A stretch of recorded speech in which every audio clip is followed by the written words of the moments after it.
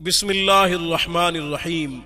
सामीन कराम, जिस खातून के बच्चे जिंदा न रहते हों, दौरान हमल मर जाते हों, या फिर पैदाश के बाद 1 माह बाद, 7 दिन बाद, 1 साल बाद, 6 महीने बाद, मतलब कम अरसा जिंदा रहते हों, मर जाते हों, तो ये अमल करें।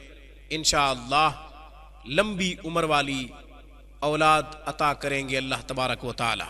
अमल नोट फरमा लीजिए, अमल बहुत ही आसान है। सोमवार के दिन 1 पाव काली मिर्च ले लें और 1 पाव अजवैन ले लें। सुबह की नमाज के बाद खातून खुद पढ़ सकती है तो बहुत अच्छी बात, वरना किसी कारी साहब से दम करवा लें, किसी आलिम दीन से, मुत्तकी परहेजगार से दम करवा लें। सूरह शम्स 41 दफा दोनों पे इकट्ठे दम करें। काली मिर्च और अजवैन जो बताई है मैंने, आपने सूरह शम्स को 41 दफा पढ़ना है, दोनों पे आपने फूंक मार देनी है। प्रेगनेंसी कंफर्म होने के बाद, हमल साबित होने के बाद कि खातून हामला हो चुकी है, खातून उम्मीद से हो चुकी है, प्रेग्नेंट हो चुकी है, खाना शुरू कर दे। थोड़ी थोड़ी खाए, 3, 5, 7 काली मिर्च ले ले और थोड़ी सी अजवैन ले ले, खा ले। आप दौरान हमल भी खाएंगे, बच्चा पैदा होने के बाद भी खाते रहेंगे जब तक बच्चा दूध ना छोड़े। जब तक बच्चा दूध पीता रहे तब तक आपने खाना है, और अगर ये खत्म हो गई है तो और दम कर लें। 1 पाव काली मिर्च और 1 पाव अजवैन जो आपने दम की थी, अगर खत्म हो गई है तो और कर लें।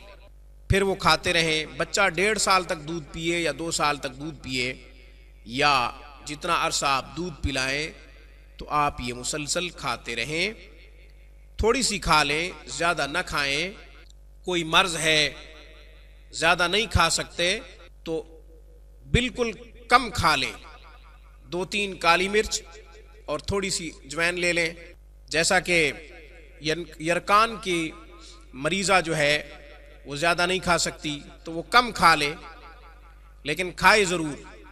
इंशाअल्लाह इससे बच्चों की उम्र लंबी होगी, उम्र दराज होगी, औलाद जिंदा रहेगी और घर आबाद रहेगा, आंगन आबाद रहेगा। इंशाअल्लाह आपके बच्चे आपके रोशन मुस्तकबिल का सहारा होंगे। अल्लाह तबारक व तआला से दुआ है, अल्लाह तबारक व तआला फरमा बरदार, आंखों की ठंडक, मुत्तकी परहेजगार औलाद अता करे। सबको इसी तरह के बच्चे अता करे। औलाद का दुख अल्लाह ताला किसी को न दे। आमीन। व आखिरु दावाना अनिल हम्दुलिल्लाहि रब्बिल आलमीन।